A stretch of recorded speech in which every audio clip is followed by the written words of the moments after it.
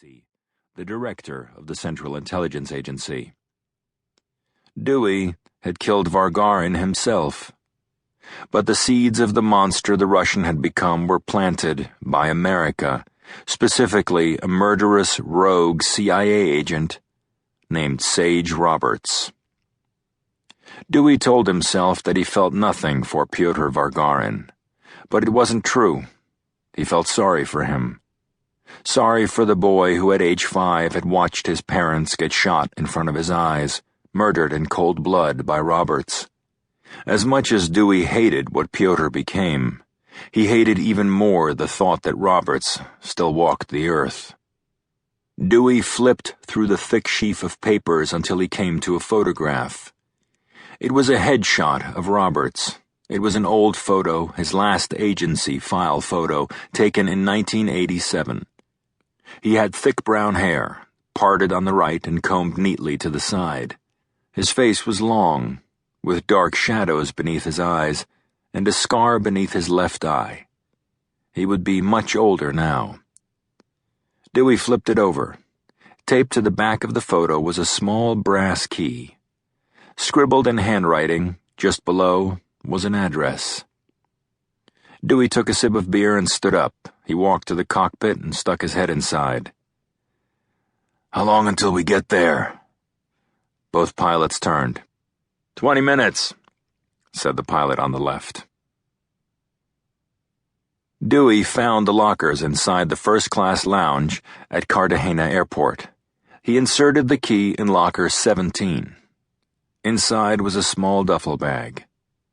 He rented a car and changed his shirt as he drove.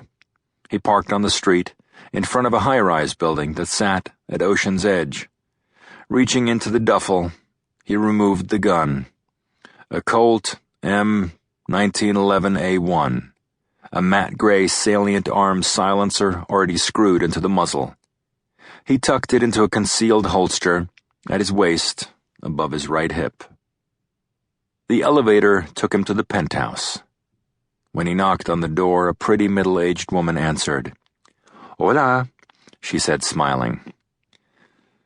"Estoy buscando a su marido," said Dewey. "Hoy en día se juega al polo," she said. "Ah, sí, se me olvidó." The Cartagena Polo Club was a half-hour drive from downtown. Dewey parked his rental in the lot out front. The club was crowded with people. Banners covered the side of the main entrance, emblazoned with corporate logos: Rolex, BMW, Bacardi, Tanqueray, and others. The largest banner read, El Campeonato de Cartagena. The match was already in progress. Teams of riders moved in frenetic clusters down the field, the ground thundering as the majestic sweep of horses trampled the green grass. Dewey scanned the field, marking him within 20 seconds. He was the oldest one on the field, the edges of his gray hair dangling down beneath his helmet. A tad flamboyant. Too flamboyant. He rode with the natural confidence of one who grew up on horses. Dewey walked along the sidelines until he came to a young woman who had binoculars in her hands. "¿Podría usted prestármelos?" he asked politely. Dewey trained the binoculars on the game. He found Roberts, the number 21 in gold on the front of his striped shirt. He took a program from a table near the clubhouse and went inside. He went down a hallway to the men's locker room. It was empty. The room was dark, wood-paneled, with thick carpet and old photos on the walls of men on horseback playing polo.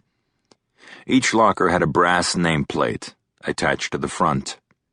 He scanned the program and found the team rosters. Number 21, Roberto Segundo. Clever. Dewey moved along the line of lockers until he found Roberts's. Looking around to make sure no one had entered the room, he removed a small, powerful flashlight and shone it along the edges of the locker door. Near the bottom of the door, the light showed a nearly invisible piece of thread. Old school. Dewey lifted the thread and